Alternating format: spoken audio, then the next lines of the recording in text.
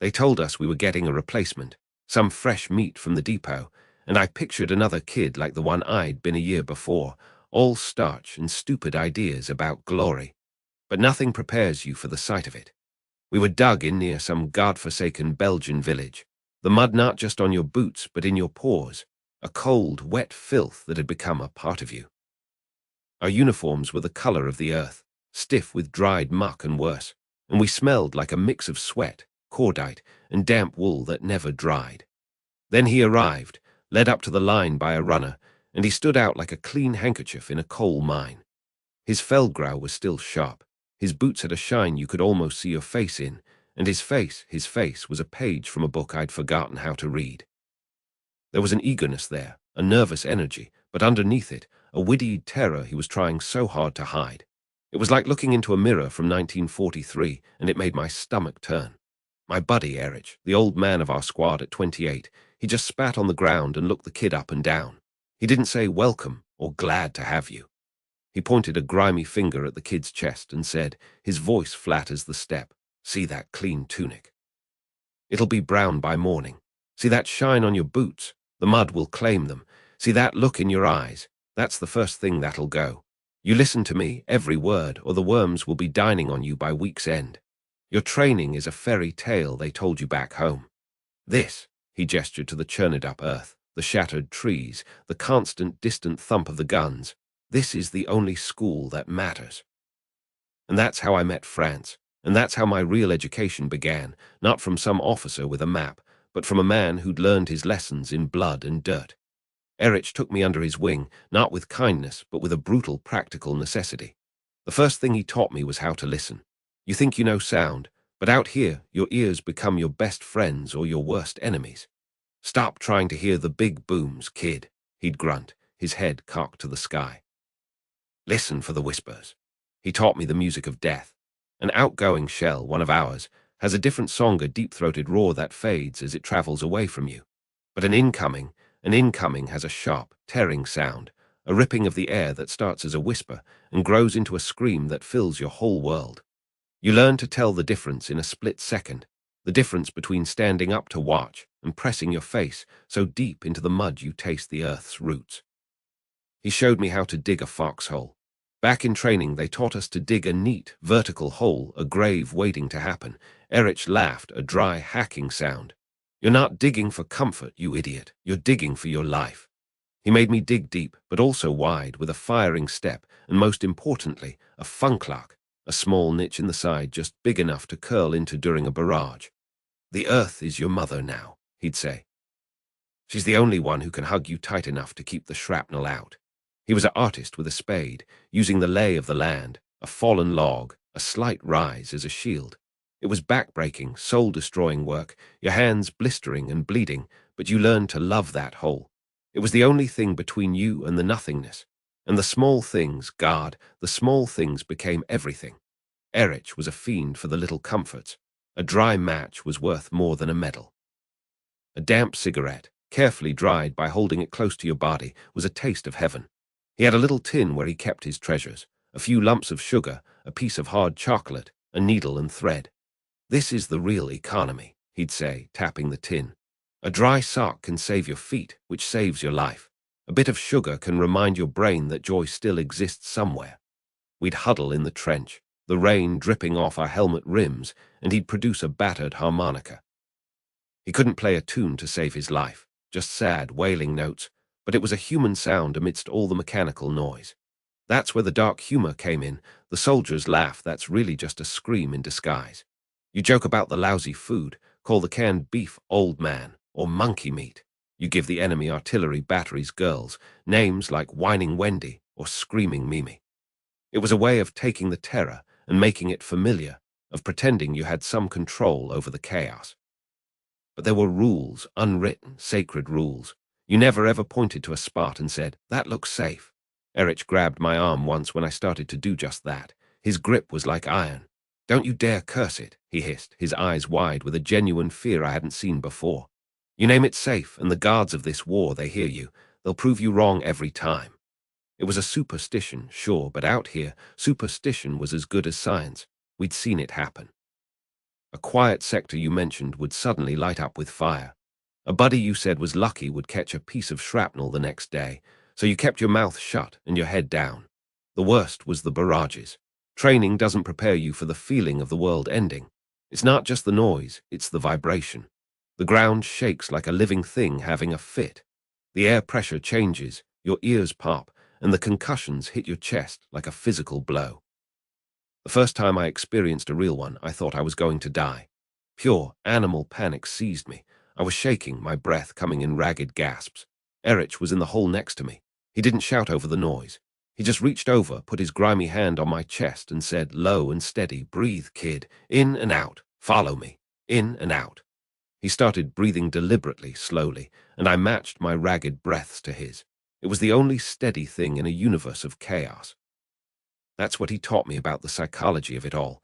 You had to build a routine, a tiny fortress of normality in your mind.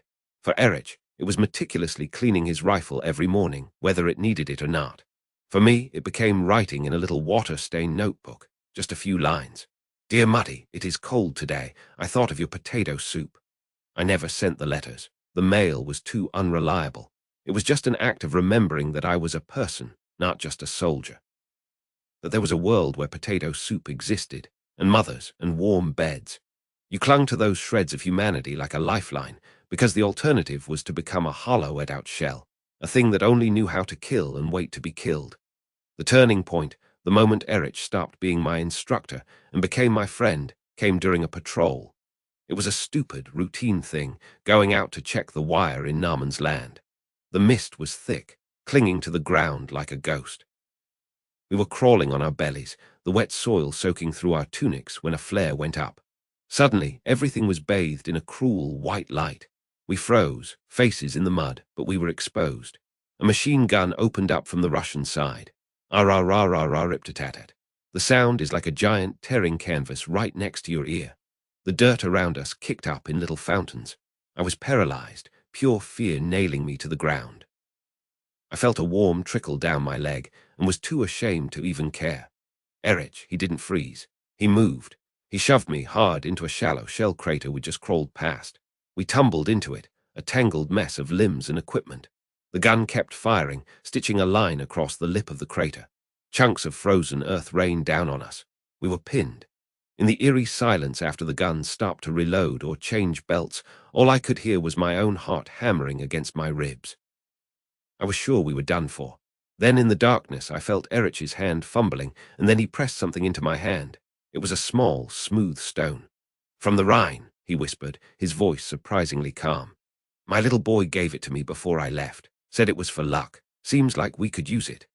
In that moment, huddled in a hole waiting to die, sharing a lucky stone from a child I'd never met, the war changed for me. It wasn't about flags or ideologies anymore. It was about the man next to me. It was about getting him, and by extension myself, home alive. After that, things were different. We started sharing things, not just rations or smokes, but real things. He showed me a photograph of his wife and son, their faces faded and smudged from being handled so much. The boy had his eyes. I told him about my girl back in Hamburg, Liesel, and how we used to dance in her parents' parlor before the world went mad. We talked about stupid things, too. What we'd eat when we got home. His dream was a whole roasted chicken. Mine was a slice of my mother's apple cake, still warm from the oven. We described the smells, the tastes, until our mouths watered, and we could almost forget the constant taste of dust and iron. That's the homesickness. It's not a sad feeling. It's a physical ache, a hollow space in your gut that nothing out here can fill. You see it in the eyes of the men when mail call comes, the hope and the dread all mixed together. A letter could keep you going for a week. A Dear Johann letter, well, that could break a man worse than any shell. We looked out for each other in those small ways. If a man got a bad letter, you made sure he had an extra cigarette. You took his watch for him. You just sat with him in silence. It was an unspoken agreement. We were all in this hell together. And as the weeks turned into months, a terrible thing happened. I got good at it. I stopped being the greenhorn. I could tell an incoming mortar from a stray rifle grenade by the sound of the pop. I could dig a foxhole in minutes that could withstand anything but a direct hit. I learned to sleep through the rumble of the guns, but wake instantly at the sound of a boot scuffing the dirt. I saw the same look I'd had in my eyes now in the faces of newer replacements, kids who looked like they should still be in school, and I felt the heavy weight that Erich must have carried. It's a horrible feeling, teaching a boy how to live in a place that is designed for nothing but death. You're giving him the tools to prolong his life, but you're also pulling him deeper into the nightmare. You're making him a part of the machine. I remember one kid couldn't have been more than 17, his hands soft, his voice still cracking. He asked me how I stayed so calm during a bombardment, and I heard Erich's words come out of my mouth. You breathe, kid. In and out. You find a routine. You never point out a safe spot. I was passing on the curse. I was creating another survivor, another haunted man who would dream of this place for the rest of his life. The last time I saw Erich was outside a village called Budesheim. The fighting had been fierce, house-to-house stuff. It was a beautiful spring day, the kind of day that makes you remember the world was once a good place. The sun was actually warm on your face. We were taking a moment, leaning against a battered wall, sharing a cigarette. We didn't talk much. We just sat there, feeling the sun, listening to the birds sing, which was always the weirdest thing, the birds singing in the middle of all this. He finished the cigarette, stamped it out, and looked at me. He didn't smile often, but he did then, a tired, worn-out smile that reached his eyes. You're not half bad anymore, Franz, he said. You might just make it through this shit. Then he clapped me on the shoulder, stood up, and said he was going to check the other side of the street. That was it, no big goodbye. He just walked around the corner, a single sniper's shot, just one. Crack. It was so clean, so precise after all the chaos. By the time I got to him, he was gone. There was no blood, no drama, just a small, dark hole in his forehead. It was the cruelest joke of all. To survive the barrages, the charges, the mud and the ice, only to be taken by a single, unseen bullet on a sunny day. I sat with him for a long time. I took the lucky stone from his pocket, the one from the Rhine, and I put it in my own. I didn't cry then. There wasn't time. The fighting moved on. But later, in the silence of the night, it all hit me. He taught me everything I needed to survive the war, but he couldn't teach me how to live with the memory of it. He taught me how to be a soldier, but the cost was the man I was before. When the war ended, and I finally made it home, I stood on the platform in Hamburg, a ghost in a worn-out uniform. My mother didn't recognize me at first. The boy who had left was gone. In his place was a man who knew the sound of an incoming shell, the taste of fear, and the weight of a small, smooth stone in his pocket. I kept that stone for years. It wasn't just a piece of the Rhine. It was a piece of Erich, a piece of that bond forged in mud and fear. It was the unwritten manual of the front, written not in words, but in shared looks, in a steadying hand during a barrage, in the last drag of a shared cigarette. It was the only thing that was real. You never forget the taste of fear. It's a metallic thing, coppery at the back of your throat, like you've been sucking on a penny. But before you even taste it, you feel it, right there in your gut. A cold, writhing snake that's tangled up with something else just as primal, hunger. In the hour before dawn, waiting to go out on patrol, the two of them would get into a wrestling match inside you. The fear was a sharp, icy cramp, telling you to run, to hide, to make yourself small. The hunger was a dull, hollow ache, a grinding reminder that your body was just a machine running on empty. And in that grey, silent stillness, with the mist clinging to the furs, and the only sound being the occasional drip of water from your helmet brim, that emptiness felt louder than any shell. Your mind would start playing tricks, remembering breakfasts back home, the sizzle of bacon in your mother's kitchen, the smell of fresh coffee, the sheer weight of a plate full of food.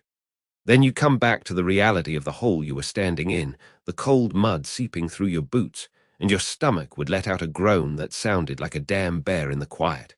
That's when the ritual began. Not for the whole squad, just for you. The ritual of the tin.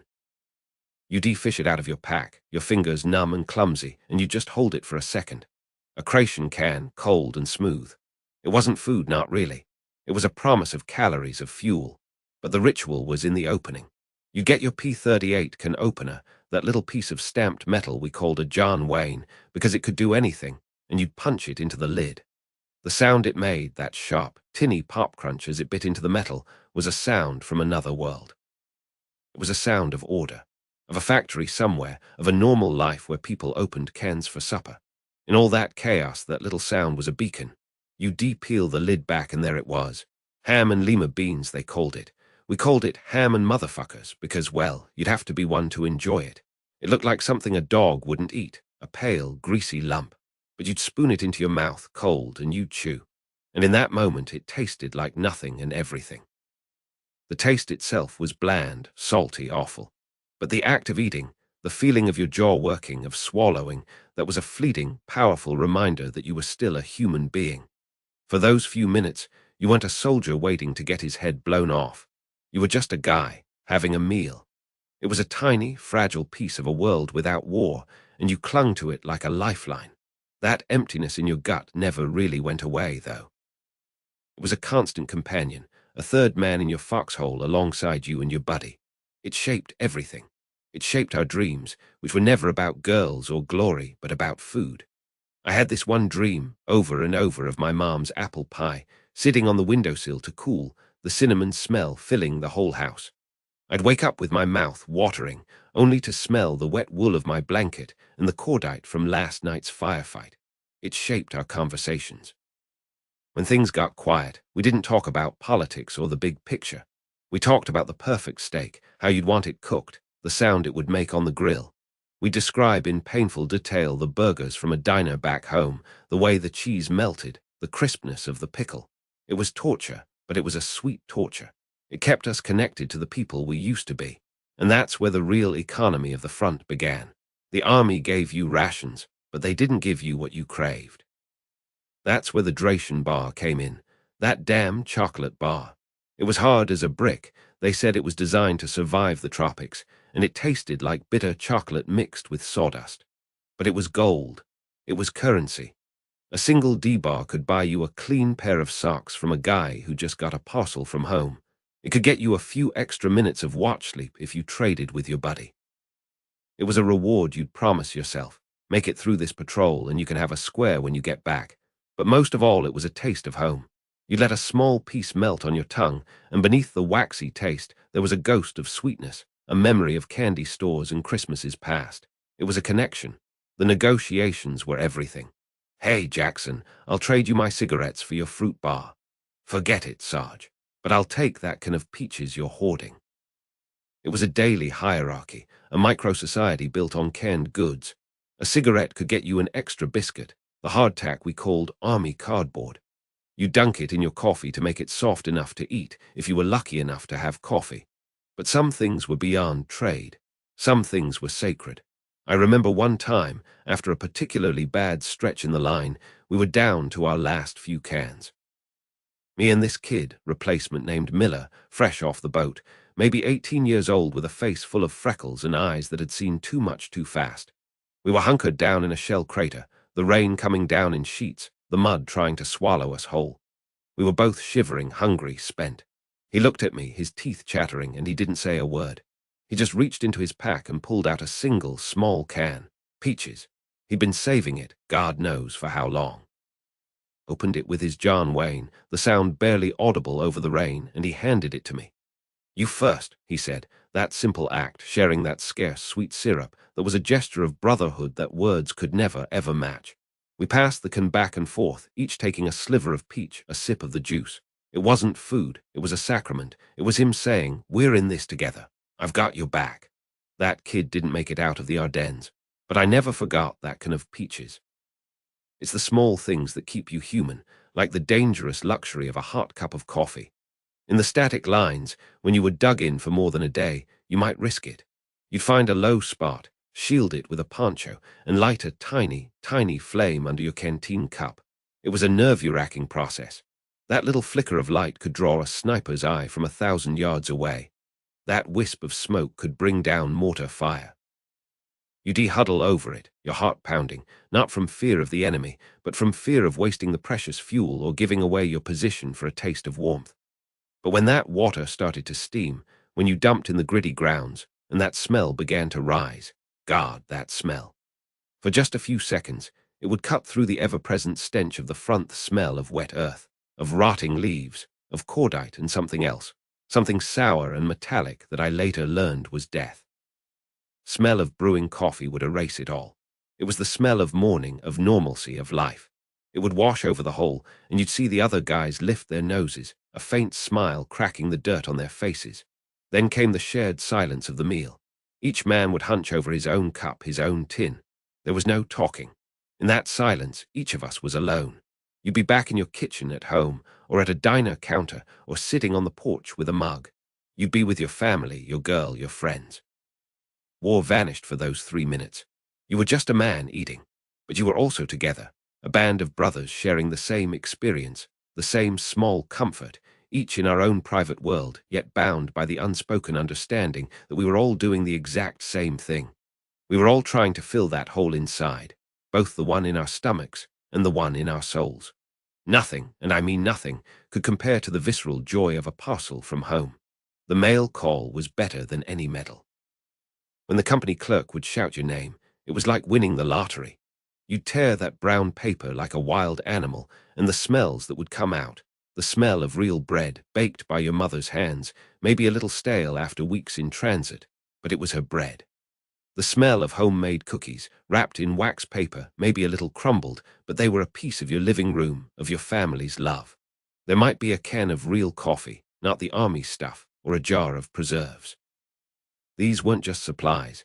They were artifacts from a civilization we thought we'd lost. You'd share, of course you de-share, but you'd also hide a little something for yourself, a secret stash for a real bad day. I remember getting a fruitcake one time from my aunt. It weighed a ton, packed with nuts and candied fruit. It was the best damn thing I ever tasted. I doled it out sliver by sliver over a week, and each bite was a celebration. It was a tangible piece of the world we were fighting for, a world that wasn't all mud and blood and fear. But here's the thing they don't tell you, the hard truth. A full stomach didn't make the fear go away. Sitting there with a belly full of stew from a hot chow line that miraculously made it up to the front, you could still feel that cold snake in your gut. The fear was a separate thing. It was the knowledge of what was out there in the dark, the memory of the guy who was next to you yesterday and wasn't there today. The hunger, though, the constant, grinding hunger, when that was quieted, even for a little while, it gave you strength. It was like your body had been running on fumes and someone finally put gas in the tank. The fear was still there, but you had the energy to face it. A full stomach didn't make you brave, but it gave you the stamina to endure. It let you pick up your rifle, tighten your chin strap, and climb out of the hole for one more day, one more patrol. It was the difference between lying down in the mud and giving up, and finding the will to stand up and keep going. In the end, that's what it was all about. The taste of fear was always there, a constant. But the taste of a Croatian bean, a crumb of fruitcake, a shared peach, a hot cup of coffee, those were the tastes of life. They were small, miserable things by any civilian standard, but to us, they were everything. They were the tiny, stubborn flames of humanity we kept burning in the overwhelming darkness. And we clung to them, we fought for them, because as long as we could still taste them, we knew we were still alive. You ever try to write a letter in a puddle? Not on a desk next to a puddle, I mean in one, where the paper soaks up the muddy water as fast as the ink can dry, which isn't fast at all in the cold. That was my office, most evenings. A scrap of paper balanced on my knee, tucked inside my field jacket to keep the drizzle off, the weight of the pencil feeling heavier than my rifle sometimes, because with the rifle you just point and shoot, but with the pencil you have to lie. And lying takes effort. My hand would shake, not from the wet chill that got right into your bones and stayed there, but from the sheer effort of it all, of trying to make this nightmare sound like a grand adventure. I'd always start with the same words, the biggest lie I ever told, over and over. Dear Mother, I am fine. Just writing that felt like a betrayal, because she could always tell when I was fibbing as a kid, a little twitch by my eye, and I'd sit there wondering if maybe the lie would somehow seep through the paper, and she'd see it in my handwriting, all jagged and nervous. The truth was, I wasn't fine. I was scared down to my marrow, tired in a way that sleep couldn't fix, and I smelled like dirt and sweat, and things I don't even want to name. But you can't write that. You can't tell them about the constant knot in your gut, or the way your ears ring for hours after a barrage, or how you jump at the sound of a branch snapping. So you write about the weather, as if anyone back in Ohio cares about the rain in France, and you hope she just reads the words and doesn't try to read between the lines. I tell her about my billet, how it was cozy. Cozy. What a word. A foxhole is a lot of things. It's damp, It's crawling with bugs. It's a grave you dig for yourself, hoping you won't be the one to end up in it, but it is not cozy. You're sharing it with a couple other guys, so close you can smell what they ate for breakfast, if we had any breakfast, which we usually didn't. You're sitting in 6 inches of cold water, your feet swelling up like rotten potatoes, and you're trying to find a position where a root isn't jabbing you in the back. But the letter says, cozy. Then there were the loud noises. That's what I called the shelling. The loud noises that made the ground heave like an ocean and rattled your teeth in your head. The explosion so close you could feel the heat on your face. The whine of shrapnel cutting the air right where your head had been a second before. And mixed in with it, the sounds that the word noises could never cover, the screams. Not shouts, not yells, but screams. High-pitched, raw, the kind of sound a man makes when something inside him has broken beyond fixing.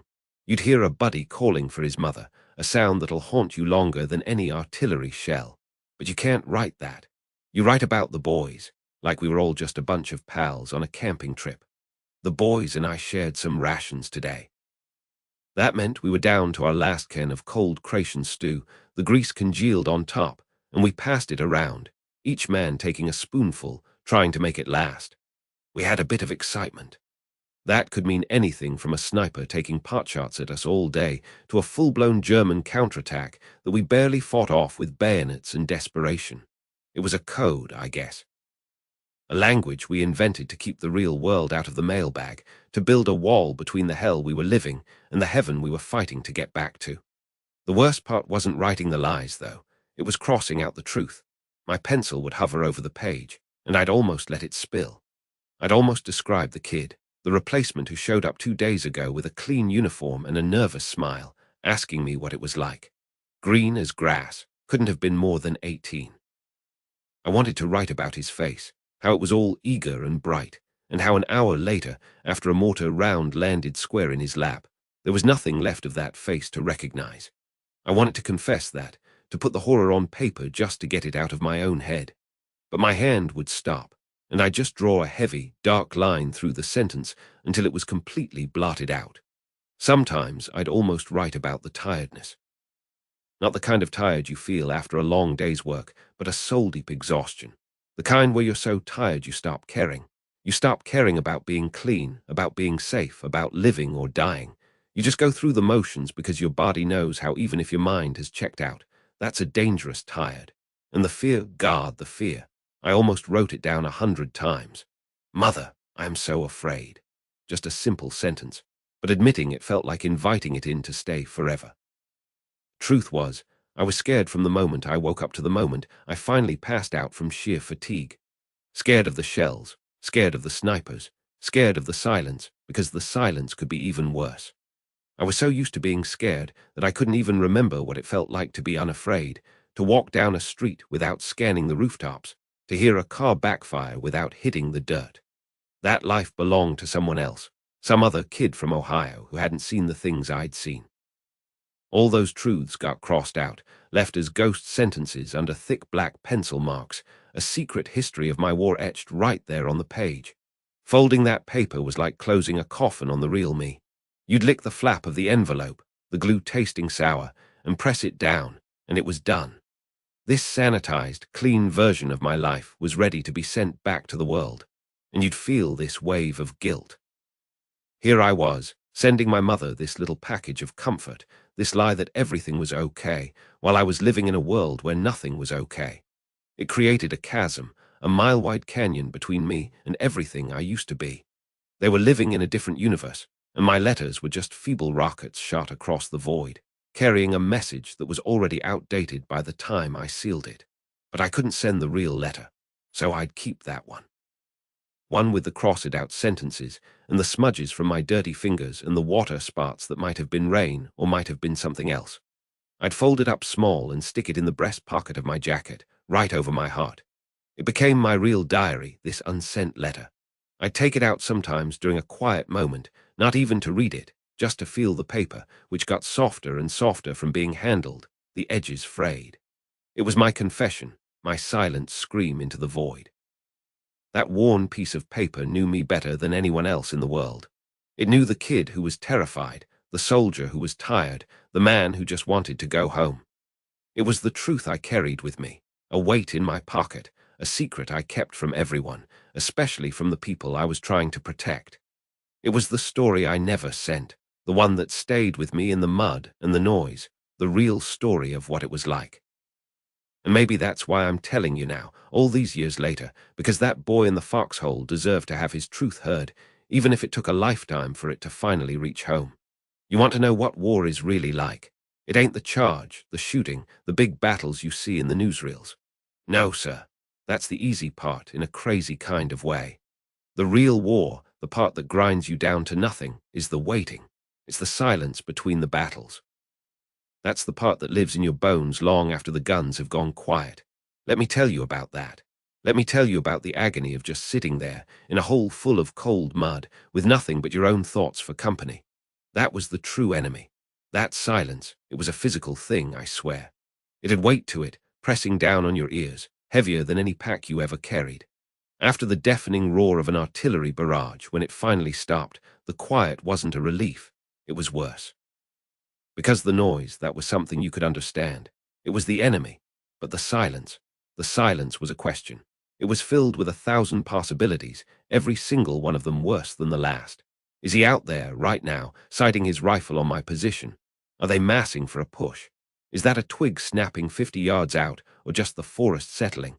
Your ears would play tricks on you, ringing with phantom artillery, your heart hammering against your ribs like it was trying to escape.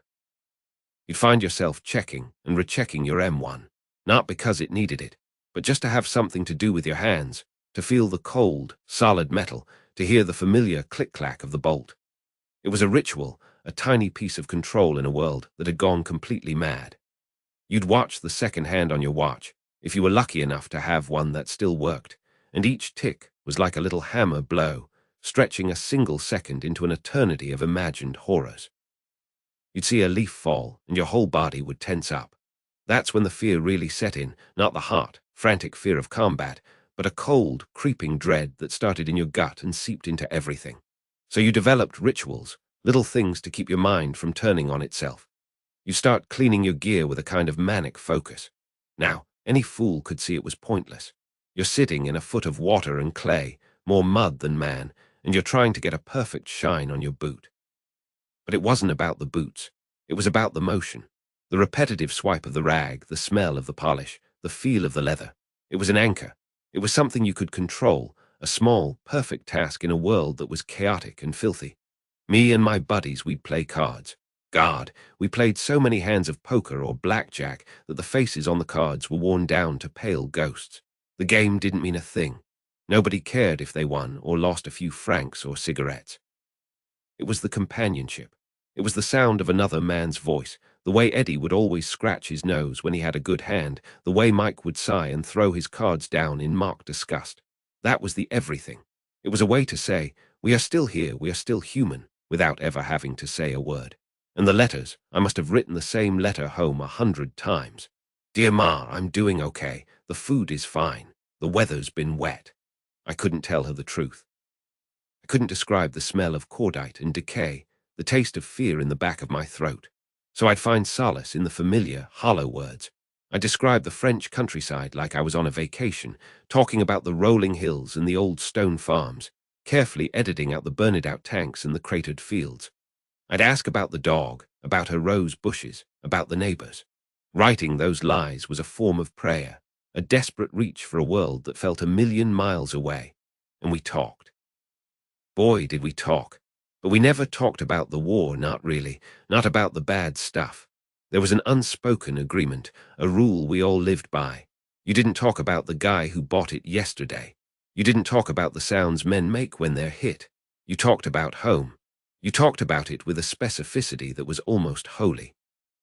Eddie, from Chicago, he described the smell of the stockyards in the summer with a kind of twisted nostalgia. And then he'd get this far-off look and talk about the taste of a real Italian beef sandwich from a joint on Taylor Street, describing the gravy and the giardiniera so vividly you could almost taste it. Mike, from some small town in Kansas, he'd go on about the color of the wheat fields at sunset, how they turned to pure gold, and about sitting on his porch swing with his girl, Betty, the specific creak it made, the way the paint was chipping on the left armrest. We weren't just remembering. We were building a shrine, piece by piece, memory by memory, to keep the present at bay. And we made plans. Grand, impossible, beautiful plans for after the war. Eddie was gonna open a garage, even though he'd never fixed more than a Jeep engine. Mike was gonna buy 100 acres and raise horses. I was just gonna go back to Ohio and work in my dad's hardware store, and I'd never, ever leave again. We built these futures brick by brick, talking about them like they were just around the corner, using them as a shield against the reality that tomorrow, one of us might not be here. It was a way of spiting the present, of telling the war it hadn't won yet. The green replacements, the new guys fresh off the boat, they were the worst. You could spot 'em a mile away. Their uniforms were still too clean, their eyes were too wide. They hadn't learned the hunch of the shoulders yet, the way to walk that kept your head low. They were full of talk about killing Krauts and winning the war, and it just made us old-timers feel tired. We weren't fighting for glory or for some grand ideal anymore. We were fighting for the guy next to us. We were fighting to see the sun come up one more time. This one kid, his name was Jimmy, he couldn't have been more than 18. He showed up during a lull, his hands shaking so bad he could barely hold his rifle. He had that look, the sheer, unadulterated terror of a boy who's been thrown into a meat grinder. I remember the sergeant just pointed him towards my foxhole. "Stick with the old man," he said, and I felt ancient, even though I was only 22. Jimmy didn't say a word for the first 6 hours. He just sat there, shivering, staring at nothing. I knew what was going through his head because I'd been there. He was thinking about home, about his mother, about how he'd never see her again. He was drowning in it, so I did what an old guy named Frank had done for me back in Normandy. I didn't give him a pep talk. I didn't tell him to be brave. I handed him my canteen cup and a crumpled pack of Luckies. "Smoke," I said. He just shook his head, his jaw clenched tight. "Suit yourself," I shrugged, lighting one for myself. The first drag was always the best, the nicotine hitting your system like a tranquilizer. I started talking, not about the war, but about nothing. I told him about the time me and my buddies back home tried to build a raft and it sank in the Ohio River. I told him about my first car, a beat-up Model A that backfired so loud it scared the preacher's wife. Just nonsense. But slowly I saw his shoulders relax, just a fraction. He was listening to the sound of my voice, a human sound, something that wasn't death or fear. That was the first lesson. How to wait. How to exist in the silence without letting it consume you. Then there were the sounds you never forget. The distant thump-thump-thump of our own artillery, a comforting sound, until you remembered what it was doing to some other poor bastard in a hole just like yours. The sharp crack of a sniper's rifle that would make everyone freeze for a second. And the smells, God, the smells. Damp wool and sweat, the coppery tang of cold crations, the greasy smell of gun oil, and underneath it all, the faint, sweet smell of decay that the wind would sometimes bring in. That was the worst. You'd be eating a can of stew, and you get a whiff of it, and your stomach would just turn. You learn to eat fast, without tasting. You learn to sleep with one eye open, your rifle cradled in your arms like a lover. You learn the dark humor, the jokes that would make a civilian sick to their stomach. When a shell would land too close and shower you with dirt, someone would always crack, "Hey, they're digging our grave for us." And we'd all laugh, a dry, hacking sound that had no joy in it. It was the only way to stay sane. You made a joke out of your own death because the alternative was to scream and never stop.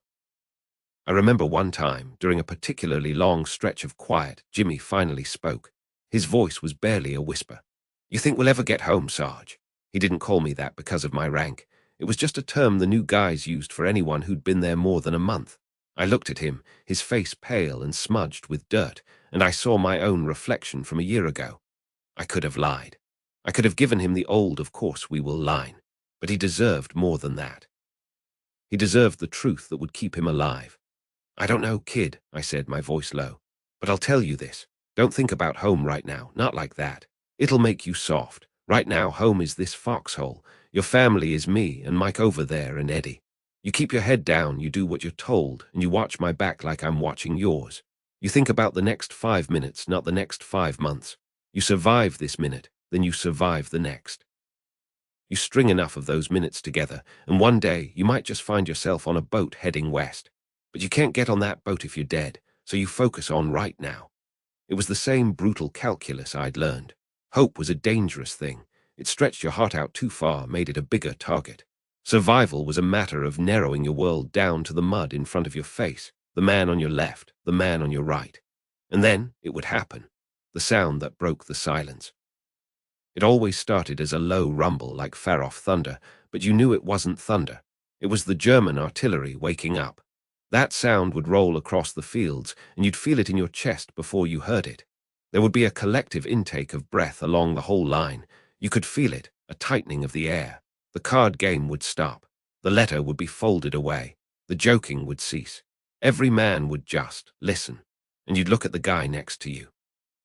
In that moment, you'd exchange a look that said everything. It wasn't hatred for the enemy. It wasn't patriotism. It was a mixture of relief and a soul-deep dread. Relief that the agonizing waiting was finally over. Dread for what was coming. You'd see your own fear reflected in his eyes, and he'd see it in yours, and in that shared look, there was a strange kind of comfort. You weren't alone. Then came the whistle, starting as a faint sigh and growing into a shrieking scream that tore the sky apart. You depress yourself into the mud, becoming one with the earth, praying to a God you weren't sure was listening. The world would explode into noise and light and violence again. And just before you rose up out of that hole to face the chaos and the madness, you'd do the simplest, most profound thing. You'd nod to the man next to you, just a nod. It meant, I'm here, let's go.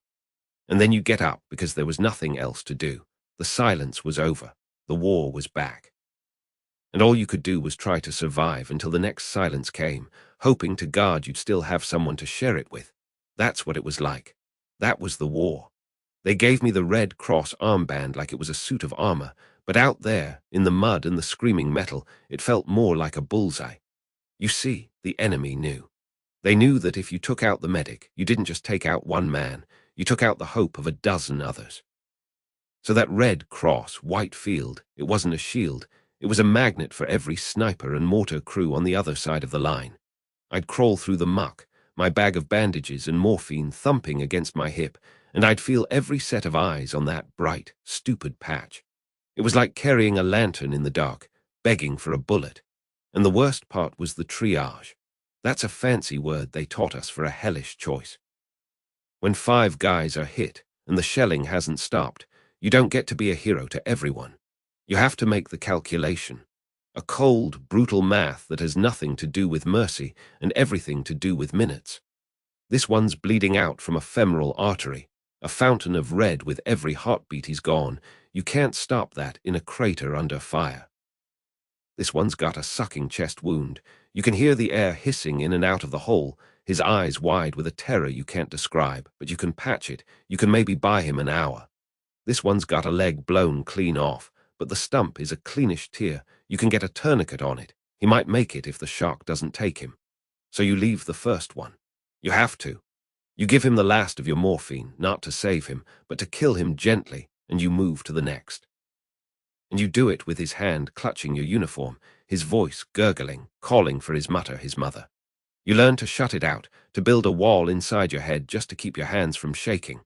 Because your job isn't to feel, it's to stop the bleeding. But the feeling is always there, waiting, like a cold pool of water at the bottom of your soul. And the helplessness, that was the real killer. You'd kneel beside a boy, couldn't have been more than 18, and all he had was a shrapnel wound to the gut.